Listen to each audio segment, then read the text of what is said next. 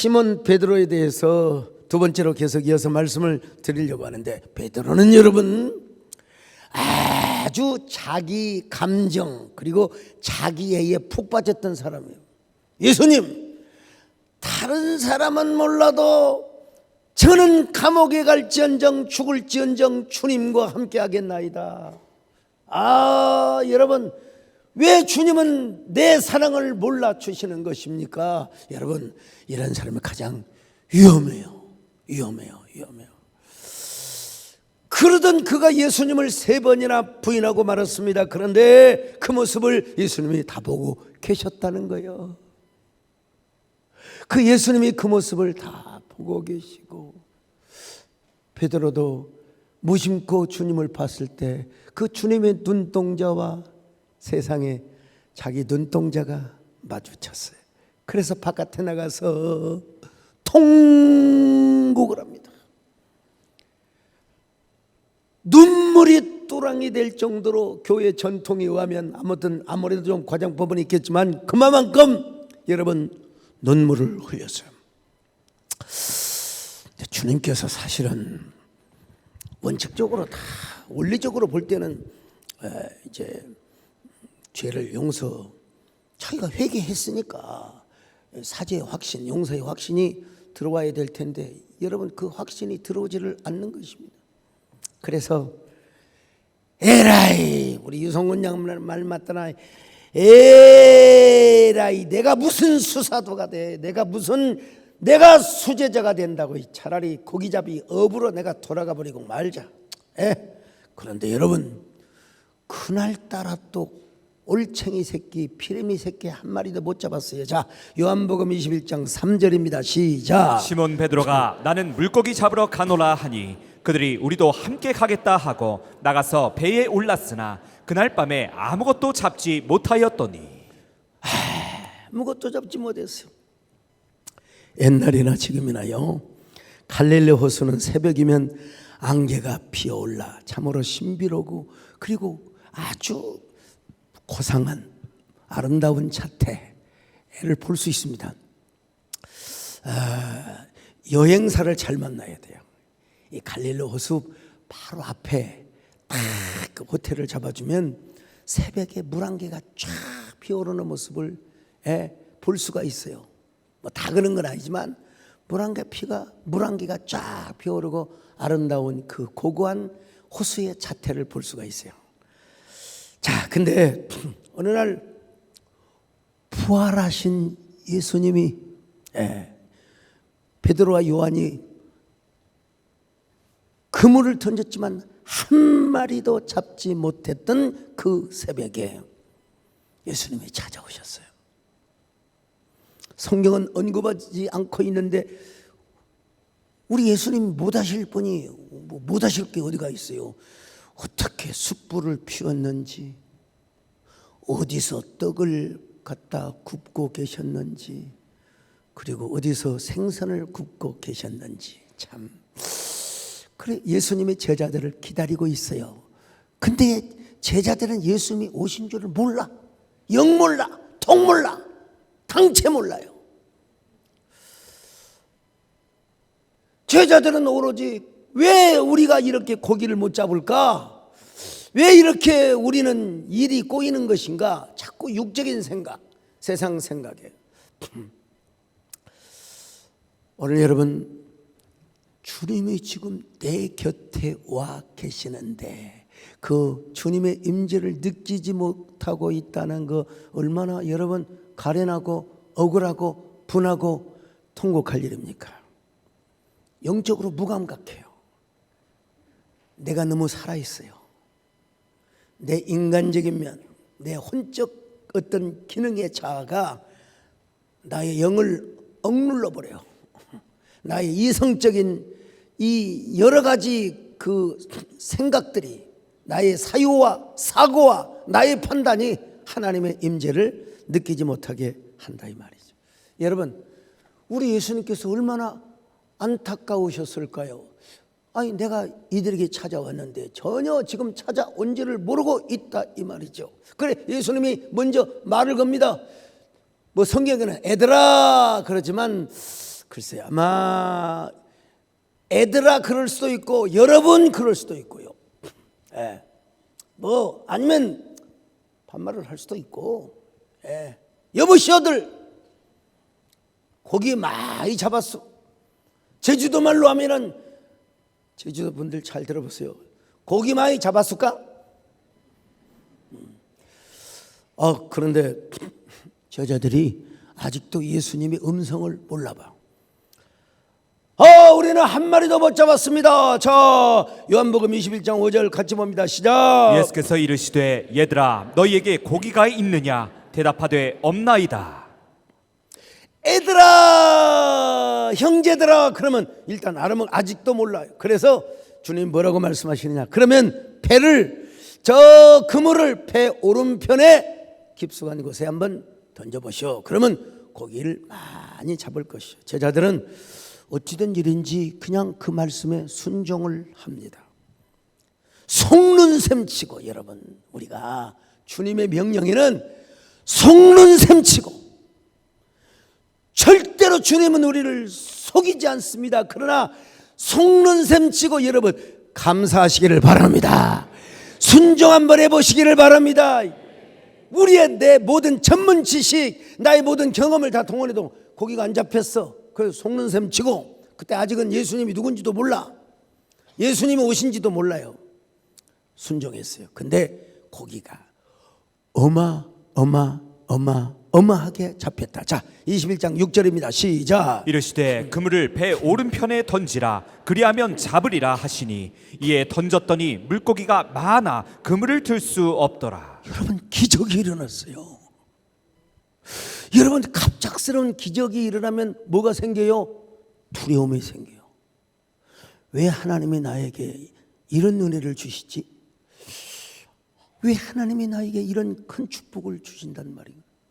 여러분, 이때 눈치가 제일 빨라. 정말로 영적으로 예민하고, 그리고 주님의 품에 가장 많이 안겼던 사도 요한이, 주님이 오셨어. 부활하신 주님이 오셨단 말이야. 자, 요한복음 21장 7절 같이 봅니다. 시작. 예수께서 사랑하시는 그 제자가 베드로에게 이르되 주님이시라 하니. 여러분, 다른 제자에게 말하지 않아요. 베드로는요, 지금 사실은 갈릴리 호수로 도망왔지만 실상은 예수님을 누구보다도 사모하고 예수님이 찾아오기를 기다리고 있었던 사람이에요. 그래서 요한은요, 참 굉장히 심리적으로도 굉장히 밝았던 것 같아요. 딴 제자한테 안 하고 베드로에게 주님이 오셨어. 주님이 오셨어. 여러분, 사랑하는 사람에게는 촉이 있습니다. 논리보다도 여러분, 사랑에는 논리가 개입해서는 안 됩니다. 사랑에는 벌써 촉이 있는 거예요. 촉이. 그 요한에게 그런 촉이 있었단 말이죠. 요한에게는요. 여러분, 자식들이 집에 돌아오는데 아버지, 주로 MBTI에 가면은 T가 강한 아빠가 촉이 밝을까요? 아니면 엄마가 촉이 밝을까요? 엄마가. 아이고, 첫째 오냐? 둘째 오냐? 대충 맞아요. 저도 한번 구미동 시절에 집에 있는데 우리 아들이 들어오더라고요. 분명히 딸이 아니야, 아들이야. 아들 맞냐? 그랬더니 오냐 하고 들어오더라고요. 자, 그만큼 아빠와 아버지 간의 필레아가 강했다는 것이죠. 여러분, 사도 요한이 누구보다도 예수님과의 그 영혼의 교통을 많이 했기 때문에 사도 요한이 영적인 촉이 딱 느껴진 거예요. 그러자 베드로가 이제 이거 그래 맞아. 그러면 지난 시간에 말씀드린 대로 겉옷을 벗고 일을 하잖아요. 보통 여러분 겉옷을 벗고 고기를 잡다가 겉옷을 두르고, 유대인의 겉옷은 복잡합니다. 찌질하고 그 율법 조항이 다 상징하는 그런 그 그런 그 겉옷을 입고 어떻게 100칸이나 되는 50칸이죠. 50칸이나 되는 이런 그 물을 헤엄쳐서 예수님에게 왔을까? 자, 한번 볼까요? 요한복음 21장 7절 같이 봅니다. 시작. 시몬 베드로가 벗고 있다가 주님이라 하는 말을 듣고 겉옷을 두른 후에 바다로 뛰어내리더라. 그런데 50칸을 헤엄을 쳤다고 그랬어요. 21장 8절 시작. 다른 제자들은 육지에서 거리가 불과 한 50칸쯤 되므로 작은 배를 타고 물고기 든 그물을 끌고 와서 50칸은 200규빗이요. 그러니까 딱 하면은 95m에서 100m요. 100m. 100m를 겉옷을 두르고 헤엄을 쳐서 왔다고 한단 말은 무슨 말이냐? 베드로가 요한만큼 영적인 촉은 좀 떨어지지만 그래도 얼마나 주님을 기다리고 있었는가? 얼마나 주님을 사모하고 있었는가? 자, 헤엄을 쳐서 예수님 앞에 왔어요. 어떻게 인사를 했을까? 아마 주님께서는 베드로에게 헤엄쳐서 왔구나. 글쎄요, 이 한마디 말고 무슨 말씀을 하셨을까? 잘 몰라요. 모르지만 분명한 것은 베드로가 주님 앞에 와서 막 따따따따따따 부따따따따따 그렇게 할 수가 없는 분위기예요. 지금 분명히 베드로는 고개를 숙였을 것이고 예수님은 베드로에게 생각할 수 있는 시간, 자성할 수 있는 시간, 자기를 돌아볼 수 있는 시간적 여유를 주셨을 것입니다. 그 순간이 얼마나 길고 베드로로 말할 것 같으면 자기 자신을 부인하는 이런 시간인데, 야, 얼마나 그 시간이 힘들게 느껴졌을까. 근데 이제 제자들이 그물을 딱 올려가지고 배에다 싣고 예수님께 왔습니다. 예수님께서 조반을 베푸셨습니다. 여러분, 그 조반은 모닥불에 고기가 구워지고 있는 조반입니다, 여러분.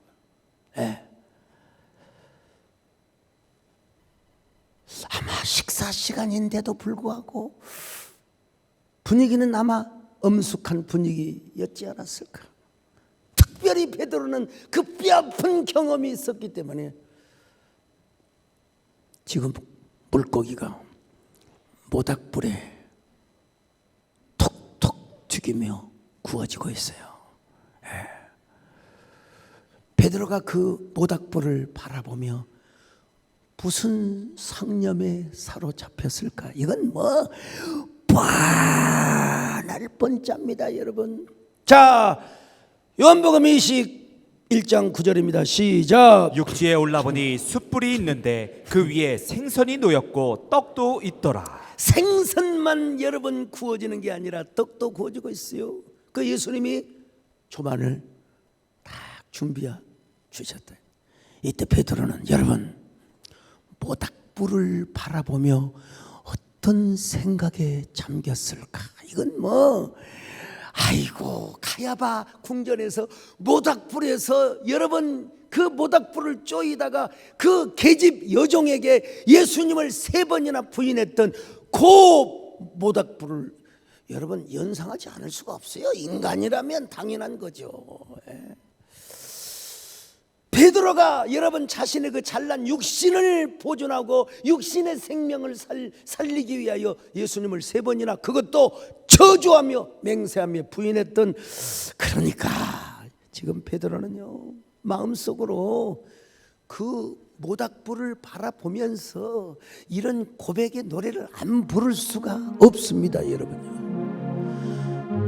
나를 위해 오신 주님, 나의 죄를 위하여서 휴대병정 들에게 잡히시던 그 그날 밤에 아무런 말도 없이 우리에게 사랑을 보내주신 주님 예수 십자가를 지셨네. 그러나 언젠가 주님을 부인하며 원망하고 있을 때에 나에게 오셔서 사랑의 손길로 어루만지셨네. 거절할 수 없어, 외면할 수 없어. 주를 보았다고 주님의 눈빛에 뜨거운 눈물을 흘리고야 말았다. 근데 여러분, 여기서 베드로가 눈물인지 국물인지 도대체 그 식사가 제대로 목구멍에 넘어가겠어요? 근데 다른 제자들은 다 맛있게 얌얌 먹은 것 같아요. 그래서 우리 예수님이 뭐라고 말씀하셨습니까? 지금 너희들이 잡은 생선을 좀 더 가져올래? 그 고기 한번 맛 좀 보자. 그러자 여러분, 베드로가 다혈질이야. 예, 알았습니다. 그리고 그물을 끌어올려 가지고 주님이 몇 마리나 되느냐고 세보라고 하지도 않았어요. 근데 베드로가 이 고기 숫자를 셌어요. 자, 요한복음 21장 10절로 11절 같이 봅니다. 시작. 예수께서 이르시되 지금 잡은 생선을 좀 가져오라 하시니 시몬 베드로가 올라가서 그물을 육지에 끌어올리니 가득히 찬 큰 물고기가 153마리라. 이같이 많으나 그물이 찢어지지 아니하였더라. 주님의 의도 속에는 고기가 부족해서라기보다는 그 고기의 숫자가 몇 마리가 되는가를 아마 스스로 주지시켜 주고 싶었던 것 같아요. 그리고 그것을 베드로가 어떻게 암시나 한 듯이 주님의 의중이 난 듯이 가서 여러분 고기를 세봤습니다. 그 고기가 몇 마리라고요? 153. 이 153의 숫자는 모나미 볼펜에 153이 나오는데요. 자, 사도 요한은요, 이걸 낱낱이 기록하고 있어요. 세기는 베드로가 셌는데 기록은 사도 요한이 기록하고 있단 말입니다. 당시 여러분,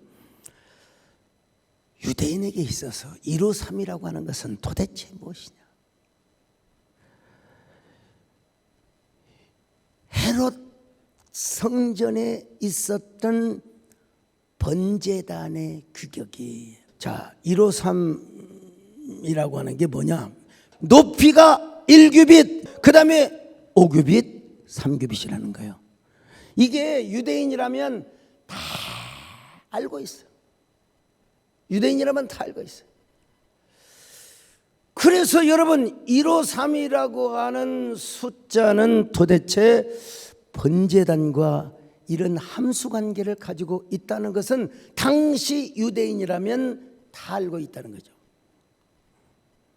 베드로는 지금 특별히 살고 싶어서 주님을 3번이나 부인하고 부활하신 주님 앞에 눈물을 흘리고 서 있어요. 그런 베드로에게 예수님은 153, 153마리의 기적을 통해서 뭘 상기시키고, 번제단을 상기시켜주고 있다는 것입니다. 특별히 사도 요한은 그 대제사장과 인척관계가 있어요. 그러니까 어떤 제자보다도 성전에 대해서 관심이 많았을 것이고 번제단의 구조에 대해서 아주 굉장히 전문적이었던. 그래서 사도 요한이 153마리의 고기를 번제단과 연결시키고 있다 이 말입니다. 여러분, 그 번제단의 주인이 누구냐? 예수님이라는 겁니다. 제가 십수년 전에 성수권이라는 책을 썼는데 거기에 이 내용의 일부를 좀 넣었어요. 우리 교단의 신학대학 총장님께서 나는 이런 성경 해석은 내가 본 적도 없고 들은 적도 없다. 꼭 이렇게 해도 되는 거냐고. 그래서 내가 한번 식사하십시다. 그래서 낱낱이 설명을 다 해줬어요. 새로운 신학이 있는 것도 아니고 새로운 교리가 나온 것도 아니고 커먼센스, 일반적으로 얼마든지 우리가 성경과 연계시키고 그 번제단의 주인이 그리스도 예수가 아니면 누굽니까? 아이고 알았습니다 목사님, 제가 기꺼이 기쁜 마음으로 추천서를 쓰겠습니다. 저의 은사 서철원 교수님도요, 책을 싹 보더니 이건 우리 학자들은 못해. 이렇게 할 수 있는 사람은 목회자야. 정말 대단해요. 서강성 목사 대단해요. 저를 좀 자랑인 듯 해서 여러분 그렇게 절대 듣지 마시고, 그렇게 듣는 사람이 교만한 사람이에요. 자, 요한이는 왜 그랬을까? 요한복음의 기본적 사고와 사유는, 아니 영감이라고 해야지. 영감, 주제는 뭐냐? 사망과 생명입니다. 요한신학의 주제요, 주제죠. 여러분 원근 통시법적으로 우리 요한복음을 바라볼 때는 요한복음은 두 구조입니다. 하나는 사망이고 하나는 생명입니다. 자, 성경 구절 몇 구절 한번 볼까요? 요한복음 1장 4절 5절 시작. 그 안에 생명이 있었으니 이 생명은 사람들의 빛이라. 빛이 어둠에 빛이 돼 어둠이 깨닫지 못하더라. 요한복음 5장 24절 시작. 내가 진실로 너희에게 이르노니 내 말을 듣고 또 나 보내신 이를 믿는 자는 영생을 얻었고 심판에 이르지 아니하나니. 사망에서. 구절이 엄청나게 많은데 이런 구절이 있다는 것만 아시기를 바라고요. 여러분, 요한복음에서 요한은 뭘 강조하느냐? 이걸 강조하고 있어요. 반드시 생명이 사망을 이긴다. 여러분, 요한복음 14장 6절 같이 봅니다. 그런데 그 생명의 주인이 누구냐? 예수 그리스도라는 거예요. 요한복음 14장 6절 시작. 예수께서 이르시되 내가 곧 길이요 진리요 생명이니 나로 말미암지 않고는 아버지께로 올 자가 없느니라. 여러분, 구약의 선민 사상에 의하면 잃어버린 에덴 복락관을 찾는 그 길은 바로 어디냐? 제단이라고 믿었어요. 하나님의 성막이에요, 성막. 근데 그 성막 중에서도 여러분, 제단을 거쳐야, 번제단을 거쳐야 반드시 성막 안으로 갈 수 있어요. 그리고 그 성소와 지성소를 구분하고 있는 휘장을 열고 대제사장의 1년에 순념소피, 그리고 황소피를 들고 갈 때 거기에서 생명나무의 은혜를 따먹는다는 것이 구약의 선민사상이었어요. 선민사상. 그런데 여러분, 그 지성소의 주인도 예수님이고 번제단의 주인도 예수님이요. 자, 그것을 사도 요한은 당시 모든 유대인들에게, 또 예수님의 제자들에게, 아니 사도 요한보다도 예수님 자신이 번제단의 주인, 생명의 주인은 누구냐? 나 그리스도 예수라는 사실. 여러분, 번제단이 어떤 것입니까? 모든 죄가 용서를 받고 모든 우리의 생명이 회복되게 하는 것이 바로 번제단 아닙니까, 여러분? 그런데 우리 예수님께서 그 번제단의 주인으로서 부활하셔서 제자들을 찾아오셨고 그 제자들에게 이루삼을 통해서 우리 예수님이 번제단의 참 주인이라는 것을 아주 메타포적으로, 아주 은닉적으로, 아주 이미지를 만들어 가지고 각인시켜 주셨던 것입니다.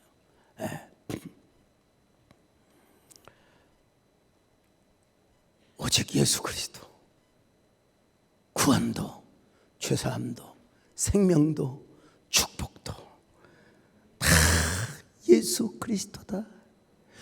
이걸 얘기하고 있어. 이걸 얘기하고 있어.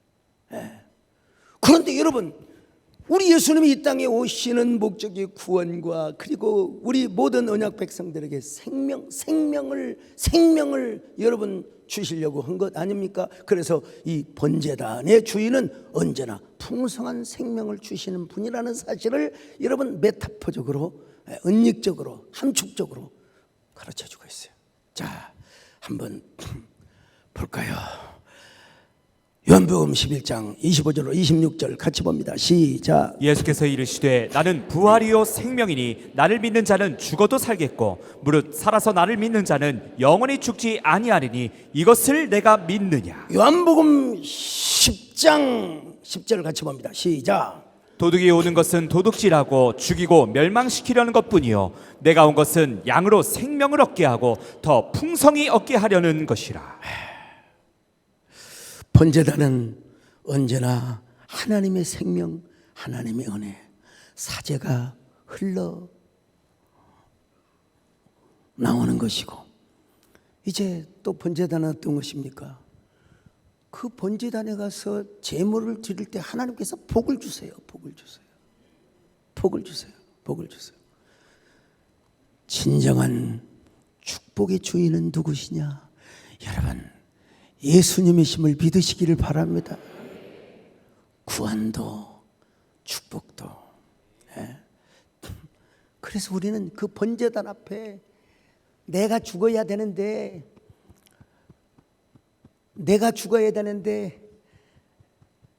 짐승을 가지고 와서 안수를 합니다. 그래서 내 모든 죄가 그 짐승에게 전가가 되고 이월이 돼요. 내가 죽어야 되는데, 내가 제물이 돼야 되는데, 내가 나를 대신한 나와 아이덴티피케이션을 이루는 저 짐승을 제사로 드림으로써 내가 주님 앞에 나를 번제물로 드리는 것과 똑같은 거예요, 여러분. 그래서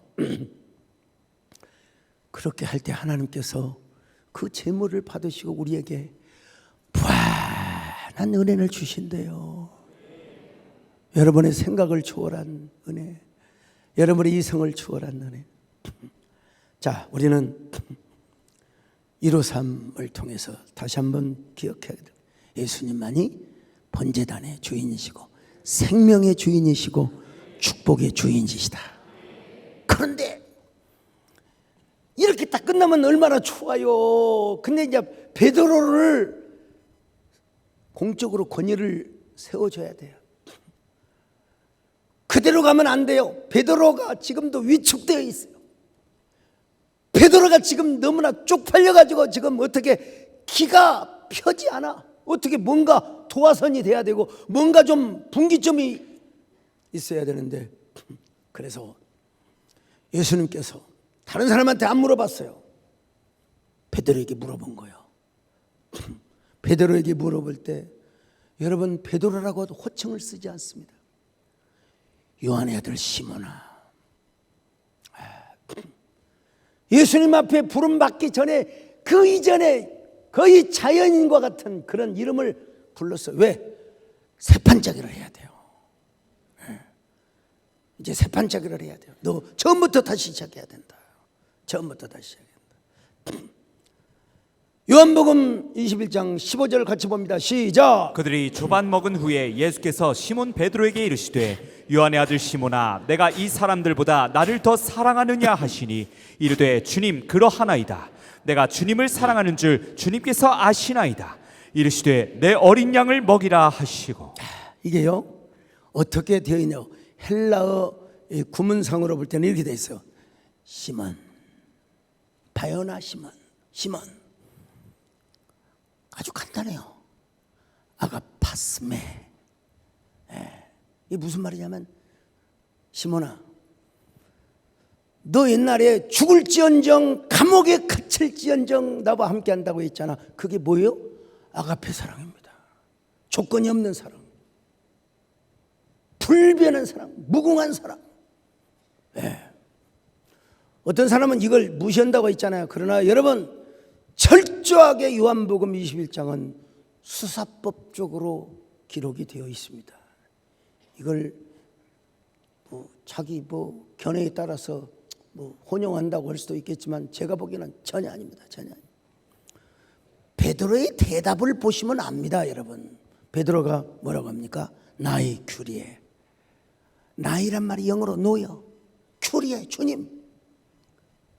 필로세 그랬어요. 필로세. 분명히 주님께서 야, 너는 나를 아가파오로 나를 사랑하느냐 물어봤더니 주님께서 아닙니다. 저는 당신에게, 주님에게 세가 유란 말이요. 나는 필레오 사랑밖에 못합니다. 구문이 딱딱 떨어져요. 딱딱 떨어져요. 그 주님이 또 두 번째 물어봐요. 시몬 아가파스메. 무슨 말입니까? 너 옛날 그랬잖아.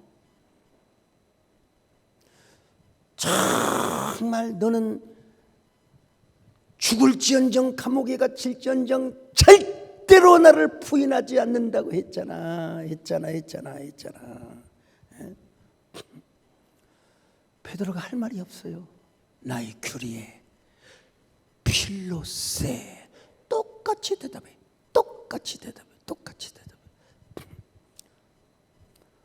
그러니까 여러분, 나중에 예수님께서 이제 뭐라고 물어보신 줄 아십니까? 야, 시몬 필레이스메, 시몬아, 너 진짜 나에게 우정적 사랑, 인간적 사랑, 너는 그런 사랑밖에 못하냐 하고, 소위 말하면 지금 증인신문을 하는데 수사망 또 여러분 그 수사를 하고 조사를 하는데 수사관이, 검사가 그냥 막 막다른 골목으로 바로 세우는 것처럼 예수님께서 이제 대화법상 그렇게 말씀을, 아니 너 진짜 나에게 인간적 사랑밖에 못한다고? 거기 이제 플레이언 투톤이란 말이 있는데, 여기 있는 사람들보다. 베드로가 여러분 뭐라고 이야기를 합니까? 자, 우리 요한복음 21장 17절인데 우리 말로는 좀 구분이 안 돼요. 그래도 한번 읽어봅시다. 시작. 세 번째 이르시되 요한의 아들 시몬아, 내가 나를 사랑하느냐 하시니, 주께서 세 번째 내가 나를 사랑하느냐 하심으로 베드로가 근심하여 이르되, 주님, 모든 것을 아시오매 내가 주님을 사랑하는 줄 주님께서 아시나이다. 예수께서 이르시되 내 양을 먹이라. 여기 보면 여러분요, 베드로가 뭐라고 고백을 합니까? 큐리에, 주님. 판타수, 수란 말은 당신이란 말이에요. 아니, 판타수. 판타라는 말은 모든 것을 아십니다. 주여, 당신은 모든 것을 아십니다.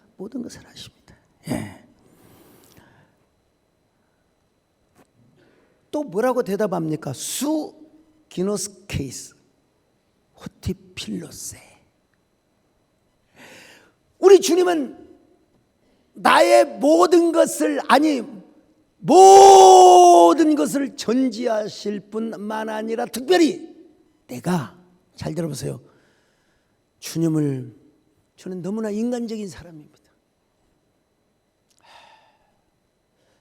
전 너무 혼적 자아가 강했습니다. 저는 너무 주님에게 인정만 받으려고, 인정의 욕구가 저의 마음을 지배했습니다. 우리 주님은 모든 걸 다 알고 계십니다. 근데 특별히 뭘 알고 계시냐? 내가 그렇게 고백을 했어도, 내가 그렇게 인정받고 싶은 욕구에서 고백을 했어도 주님은 이미 내가 주님을 필레오 사랑밖에 못했다는 사실을 주님은 이미 알고 있었던 분이십니다. 알고 있었어요. 그러니까 여러분 무슨 말입니까? 한마디로 말해서 내 힘,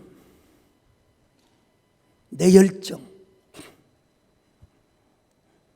내 사랑에 헌신을 가지고는 주님을 진정으로 사랑할 수 없다는 자신의 한계,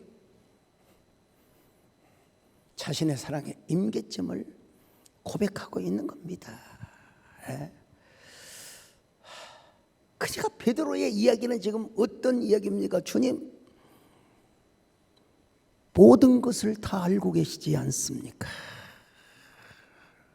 특별히 제가 주님을 사랑하고 내가 아무리 결단하고 내가 헌신의 힘을 다해서 주님을 사랑한다 할지라도 그거는 고작 필레오에 불과합니다. 그러니까 주님 저에게, 이 못난 베드로에게 다시 한번 기회를 주시기를 바랍니다. 은혜를 주시기를 바랍니다. 저는 내가 아무리 잘해도 무익한 종이 불과합니다. 주님이 저에게 어떤 은혜를 주시느냐? 아가페 은혜를 주셔야 됩니다. 여러분 생명나무로 얘기한다면 하나님의 마음을 저에게 주셔야 됩니다. 하나님의 사랑을 저에게 주셔야 됩니다. 하나님의 조건 없는 사랑을 저에게 주셔야 됩니다.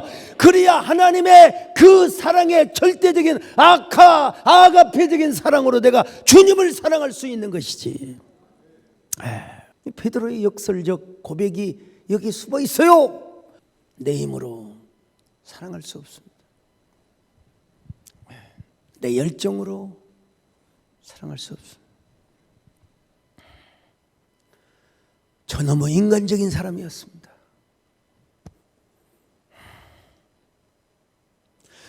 소위 말하면 저는 영에 속한 사람이 아니었습니다. 그런 사람이 되려면 하나님이 저의 마음에 절대적 사랑, 무궁한 사랑, 아가페 사랑을 부어주셔야 됩니다. 그럴 때 내 마음과 주님의 마음이 일치가 되고 내 사랑과 주님의 사랑이 일치가 될 수가 있습니다. 여러분, 주님은 베드로에게 베드로야, 시몬아, 너 나 위해서 순교할 수 있어? 너 나 위해서 얼마나 순종할 수 있어? 목숨도 바칠 수 있어?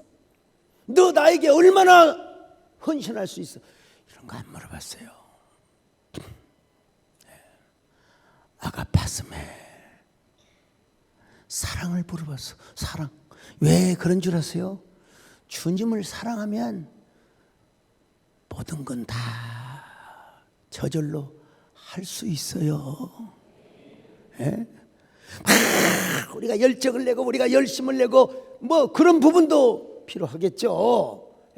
그런 부분도. 그러나 여러분, 정말 내가 주님의 은혜를 받아서 정말로 주님을 사랑하고 그 주님의 사랑의 영을 받아서 우리가 아가페적 사랑을 주님 앞에 드린다면 그 안에 순교, 헌신, 순종, 모든 충성, 여러분 그 안에 다 들어있음을 믿으시길 바랍니다.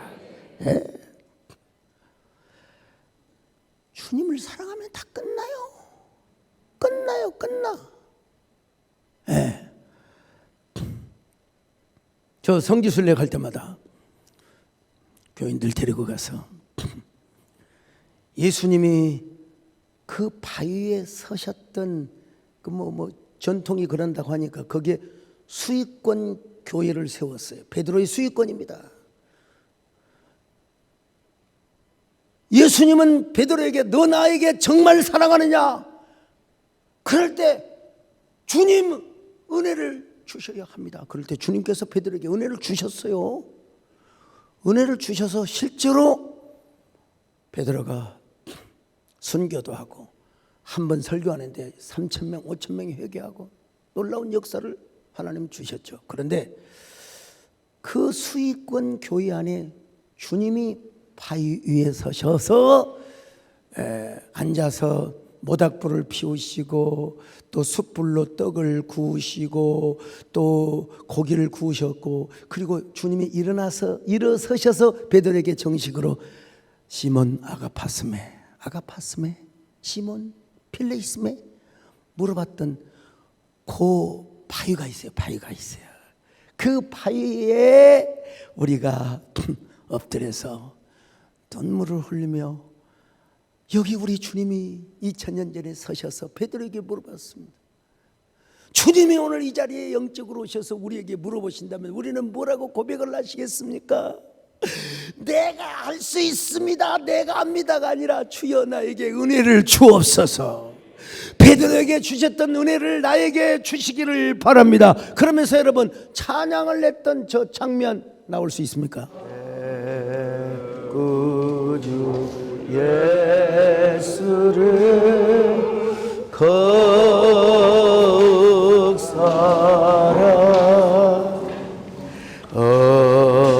엎드려. 자, 그런 것이 있다고 생각하고요. 그래서 베드로는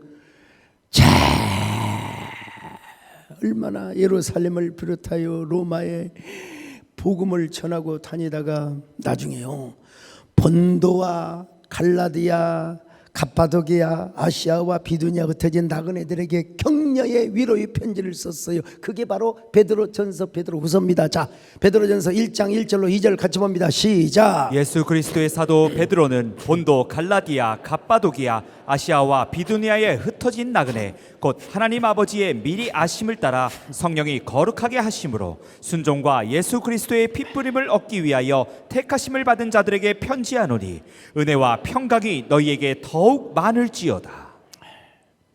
오늘 또 우리 예수님은 베드로를 통해서 우리에게 단 한마디를 주시는 거예요.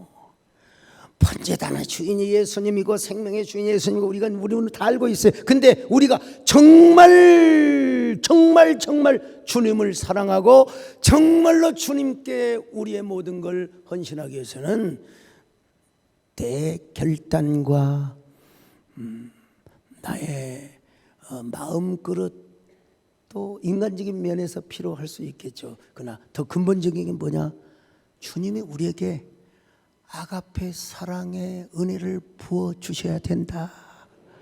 그러니까 우리는 항상 기도할 때 뭐예요? 주여 능력을 주시옵소서, 권능을 주시옵소서.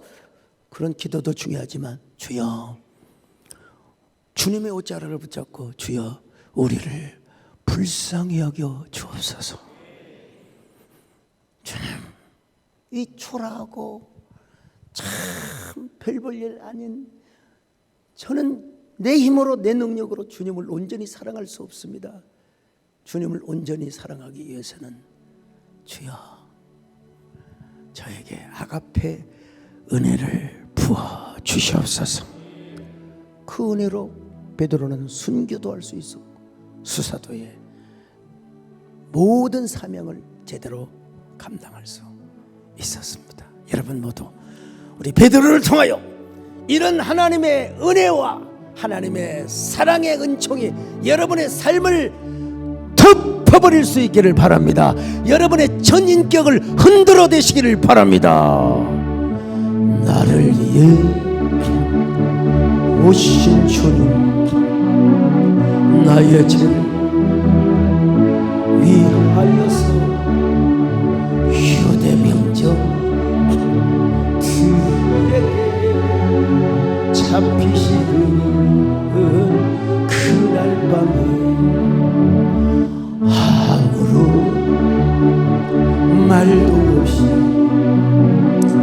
우리에게 사랑을 보여주신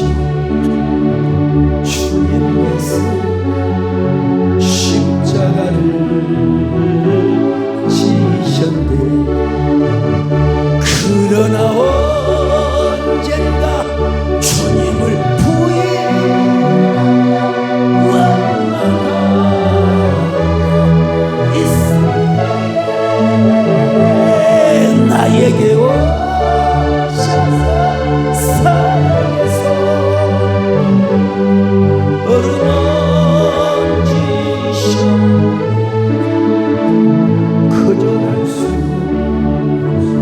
외면할 수